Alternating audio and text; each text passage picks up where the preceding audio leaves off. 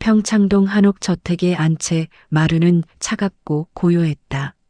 3일장을 마치고 돌아온 지 이틀째 73세의 한영숙은 여전히 검은 상복을 입은 채 복도 끝에 서 있었다. 아래층 거실에서는 손주들이 형광 핑크색 포스트잇을 들고 집안을 돌아다니며 가구와 골동품에 영은꺼, 민중꺼라고 표시를 붙이고 있었다. 큰 손녀 영은은 스마트폰으로 집 구조를 스캔하며 인테리어 앱에 메모를 남겼다. 할머니 안방 드레스룸 확장, 사랑채 홈짐. 손자 민주는 서재의 고서들을 보며 중고거래 앱을 검색했다. 이거 희귀본 맞지? 경매 넣으면 얼마 받을까? 한영숙은 천천히 계단을 내려갔다. 70대 중반의 몸은 무겁고 무릎은 시큰거렸지만 머릿속만큼은 여전히 또렷했다. 거실에 들어서자 며느리 박소희가 인테리어 업체 직원과 통화 중이었다. 네, 3주 안에 공사 들어가야 해요. 곧 요양원 가실 거니까 신경 안 쓰셔도 돼요. 한옥 느낌은 남기되 1층은 전부 오픈 키친이요. 어차피 이제 국 끓일 사람 없으니까. 한영숙이 멈춰섰다. 박소희는 시어머니를 보고도 말을 멈추지 않았다. 그 순간 아들 한준혁이 응접실에서 나왔다. 명함처럼 얇은 웃음을 지으며 다가왔다. 어머니, 아직도 상복 입고 계세요? 이제 벗으셔도 됩니다. 저희가 상의한 게 있는데요. 이 집이 너무 크시잖아요. 계단도 위험하고. 그래서 1층 다용도실을 어머니 방으로 쓰시면 어떨까 해서요. 거기 화장실도 붙어 있고. 다용도실이요? 한영숙의 목소리는 낮고 평온했다. 50년간 갈고 닦은 분노를 삼키는 목소리였다. 네. 어차피 어머니는 방 하나면 충분하시잖아요. 손님도 안 오시는데 안방이 무슨 소용이에요. 박소희가 거들었다. 어머님, 제가 깔끔하게 정리해 드릴게요. 접이식 침대 놓으면 공간도 남고 낮에는 접어두시면 운동도 하실 수 있어요. 한영숙은 아무 말 없이 고개를 끄덕였다. 한준혁은 안도한 표정으로 어머니 어깨를 두드렸다. 역시 어머니는 이해가 빠르세요. 내일 이사 도와드릴게요. 그날 밤 한영숙은 50년을 살아온 안방에서 짐을 쌌다. 장롱 깊숙한 곳에서 낡은 가죽 서류 가방을 꺼냈다. 1997년 12월 제주도 친정 땅 매매 계약서, 2001년 3월 익명으로 제출한 IPO 전략 제안서 원본, 그리고 2015년 특허청에서 받은 경영 모델 특허 등록증. 필명은 한별이었다. 한영숙은 서류를 쓰다듬으며 작게 중얼거렸다. 나는 국만 끓인 게 아니야. 다음 날 아침 한영숙은 1층 다용도실로 옮겨졌다. 3평 남짓한 공간에는 세탁기, 건조기, 청소도구가 쌓여 있었다. 며느리가 정리했다는 공간의 한쪽 구석에 접이식 간이 침대가 놓였고 플라스틱 옷장 하나가 전부였다. 점심시간 가족들은 넓은 식당 테이블에 둘러앉았다. 한영숙의 자리는 없었다. 박소희가 식판에 남은 반찬을 담아 다용도실 문 앞에 놓고 갔다. 어머님, 식사하세요. 저희는 손님 오셔서 먼저 먹어야 해서요. 한영숙은 세탁기 위에 놓인 식판을 보았다. 식은 된장찌개, 딱딱하게 굳은 밥, 김치 몇 조각. 벽 너머로 식당의 대화가 들렸다. 할머니 아직 살아계시지? 손녀 영은의 목소리였다. 애들아, 그런 말하는 거 아니야. 한준혁이 가볍게 웃으며 말렸다. 근데 아빠, 할머니 주소 그대로 두면 연금이랑 의료보험 계속 나오잖아요. 요양원 보내도 주소는 여기로 해두는 게 나은 거 아니에요? 그래, 그건 생각 좀 해봐야지. 박소희가 홍차를 따르며 말했다. 근데 유언장 낭독은 언제래요? 일주일 뒤. 별거 없을 거야. 아버지가 다 내 이름으로 해두셨을 테니까. 그룹 전체 지분 42%, 시가로 따지면 9천억 정도. 부동산까지 합치면 1조는 넘지. 영은이 눈을 반짝였다. 와, 그럼 우리도 몇백억씩은 받는 거예요? 너희 할머니 목 빼고 나누면 그렇지. 근데 할머니는 오래 못 사실 거야. 연말쯤이면. 그 순간 세탁실 문이 열렸다. 한영숙이 빈 식판을 들고 나왔다. 식당은 순간 조용해졌다. 잘 먹었습니다. 한영숙은 낮고 차분한 목소리로 말하고는 식판을 싱크대에 놓고 다시 방으로 돌아갔다. 문이 닫히자 박소희가 작게 혀를 찼다. 얼마나 들으셨을까?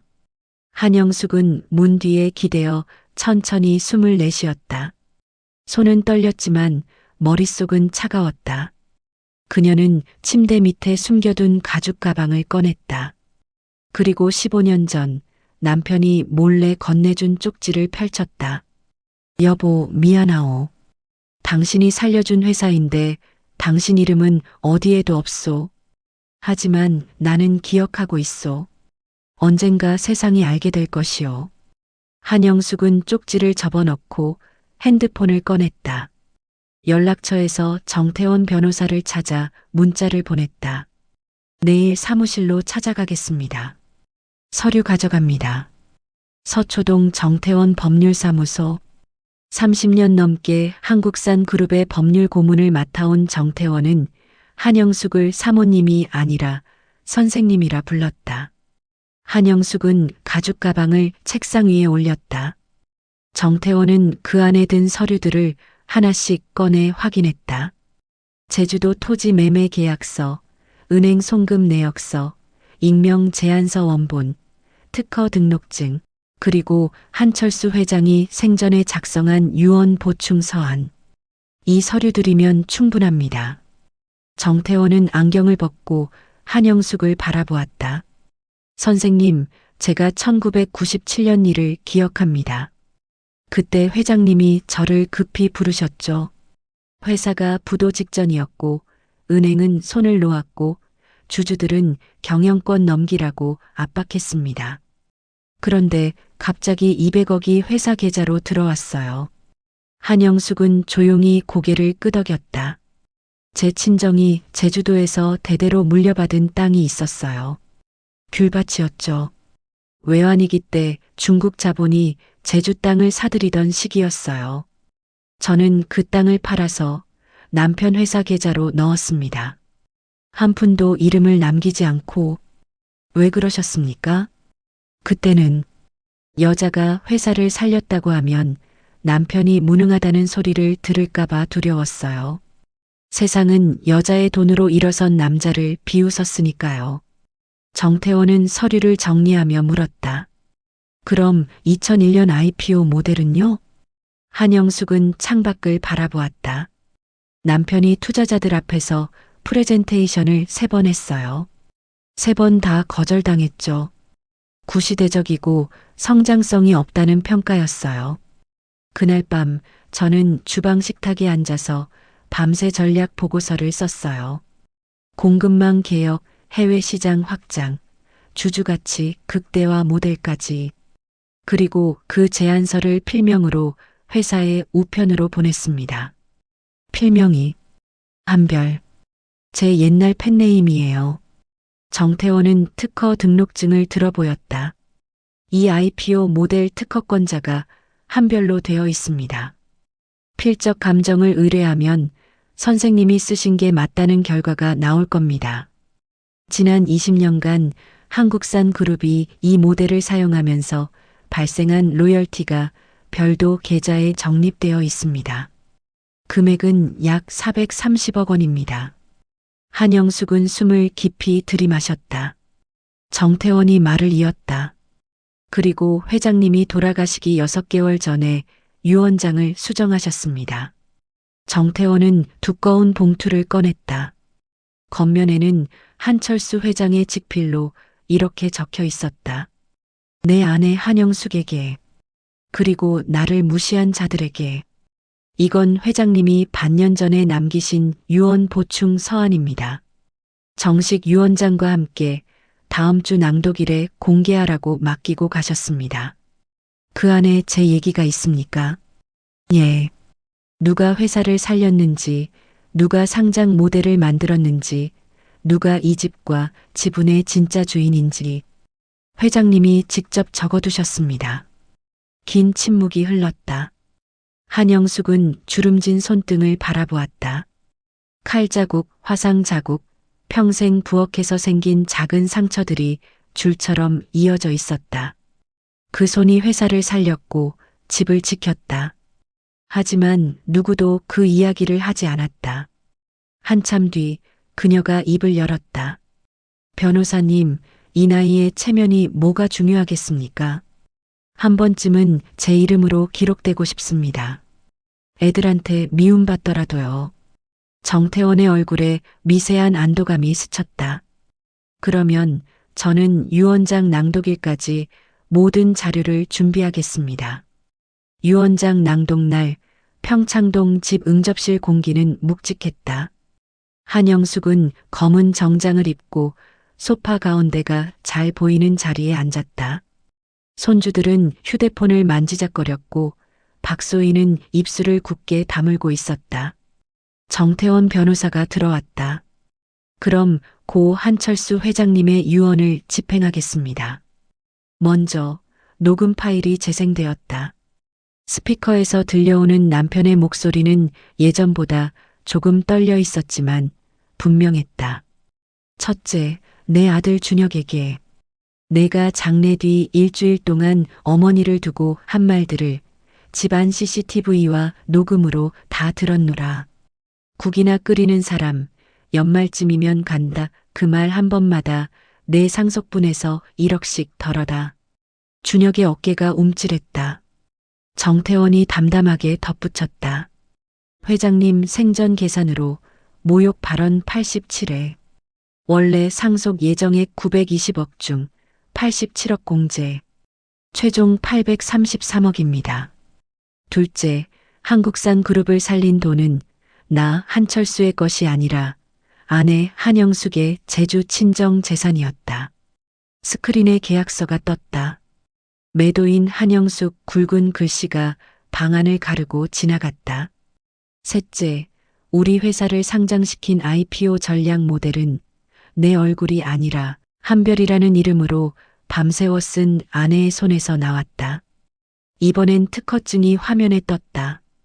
권리자 한별 본명 한영숙. 손녀 영은이 무심코 내뱉었다. 그럼 우리가 쓴 돈이 다 할머니 머리에서 나온 거였어? 정태원은 마지막 장을 넘겼다. 이에 한국산 그룹 지분 42%, 관련 부동산, 특허 로열티 전액은 배우자 한영숙께 1차 상속됩니다. 자녀들은 어머님 사후 2차 상속을 받습니다. 준혁이 벌떡 일어났다. 변호사님, 이건 너무 그 말은 끝까지 이어지지 못했다. 정태원이 조용히 다른 봉투를 꺼냈다. 그리고 회장님의 친필 서신입니다. 영숙, 당신이 없었으면 이 집도 회사도 없었소. 당신이 숨기고 내가 앞에 섰지. 이제는 반대로 하려고 하오. 내 이름은 내려가고 당신 이름이 올라가야 하오. 그 문장을 듣는 순간 영숙은 눈을 감았다 떴다. 눈가가 뜨겁게 시렸지만 눈물은 끝까지 떨어지지 않았다. 정태원이 서류 한 묶음을 들고 영숙 앞에 섰다. 사모님, 아니 한영숙 선생님. 이제부터 이 집과 지분, 그리고 특허에 대한 모든 권리는 선생님 명의입니다. 서류에 서명만 하시면 됩니다.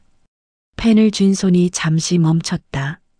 방 안 모든 시선이 그 한 손끝에 모였다. 어머니 준혁이 조심스럽게 불렀다. 몰랐어요. 정말 하나도 몰랐어요. 영숙은 아들을 향해 고개를 들었다. 그래, 너는 몰랐지. 모른 채로 너무 오래 살았을 뿐이야. 펜촉이 종이 위를 스쳤다. 한영숙이라는 이름이 처음으로 가족재산 서류 한가운데에 올라갔다. 6개월 후 제주도 바다가 보이는 작은 펜트하우스. 한영숙은 평창동 집을 팔고 이곳으로 이사했다. 특허 로열티 430억과 상속받은 자산으로 그녀는 재단을 설립했다. 이름은 지워진 여자들. 재단 첫 모임 날 의자 12개뿐인 작은 강의실에 사람들이 모였다. 마트 계산대에서 야간 아르바이트를 하는 50대 아주머니, 식당과 공장을 오가며 아이 둘을 키우는 40대 엄마, 대학원 진학을 앞둔 20대 후반 연구자. 저 평생 남편 사업 뒷바라지만 했거든요. 이 나이에 장사를 새로 시작해도 되겠냐고 다들 말렸는데 영숙은 그냥 고개를 끄덕이며 말했다. 해보세요. 남 눈치 보느라 늦었을 뿐이지 늦은 건 아니에요. 한 젊은 여성이 일어나더니 허리를 깊이 숙였다. 이 장학금 아니었으면 저 박사과정 못 갔어요. 감사합니다, 이사장님. 고맙긴요. 그냥 나이 든 사람이 조금 먼저 겪어본 거 나누는 거지요. 저녁이 되어 펜트하우스로 돌아오자 전화가 울렸다. 엄마, 나야 준혁? 그래. 이번 주말에 나 혼자 내려가도 될까? 영숙은 잠시 창밖 바다를 보았다. 혼자 와. 그 주말 준혁이 작은 공항에서 과일 상자 하나만 들고 서 있었다. 둘은 말없이 차에 올랐다. 먼저 입을 연 건 준혁이었다. 엄마, 나 진짜 몰랐어. 알았으면 그렇게 말 못했을 거야. 몰랐다고 해서 한 말이 사라지는 건 아니다. 대답은 차가웠지만 목소리는 예전보다 부드러웠다. 준혁이 고개를 떨궜다. 그래도 다시 배우면 안 될까? 아들 역할 처음부터. 그 말에 영숙은 미세하게 웃음이 새어나오는 걸 느꼈다. 그럼 숙제부터 해라. 내 딸이 만든 재단 홈페이지 내가 맨날 안 본 척 넘기지 말고 처음부터 끝까지 읽는 것. 영은이가 만들었어? 그래. 알바비도 안 받고. 그 아이는 내가 누구인지 내보다 먼저 알고 싶어 하더라. 그날 밤 영상통화가 걸려왔다. 할머니. 화면 속 영은은 재단 로고가 찍힌 후드티를 입고 있었다. 홈페이지에 할머니 사진 올렸어요. 제일 앞에 여기 이 재단이 누구 머리에서 나온 건지 사람들이 먼저 알아야죠. 준혁이 옆에서 어색하게 끼어들었다. 나도 봤다. 잘 만들었더라. 며칠 뒤 재단으로 손편지가 도착했다. 이사장님, 저는 평생 애들 엄마로만 불렸는데 요즘은 제 이름으로 불리기 시작했어요. 덕분에 알게 됐어요. 저도 제 인생의 주인이 될 수 있다는 걸요. 영숙은 편지를 접어 책상 서랍에 넣었다. 서랍 한가득 각자의 이름이 적힌 편지들이 차곡차곡 쌓여가고 있었다. 밤이 깊어지자 그녀는 작은 주방에서 국을 끓였다. 혼자 먹을 한 그릇 분량이었지만 습관처럼 양이 넉넉해졌다. 남은 국을 용기에 담아 이웃 할머니 집 초인종을 눌렀다. 창가에 서서 검은 바다와 희미한 별빛을 번갈아 보다가 그녀는 마음속으로 천천히 정리했다. 나는 짐이 아니다. 나는 돈이 아니다. 나는 사람이다. 그리고 그 사실을 이제는 자기 입으로 말할 수 있는 사람이 되었다는 걸 조용히 확인했다. 이제 그녀의 삶은 누군가의 각주가 아니라 자신의 이름으로 쓰인 한 편의 본문이 되어 천천히 그러나 분명하게 이어지고 있었다.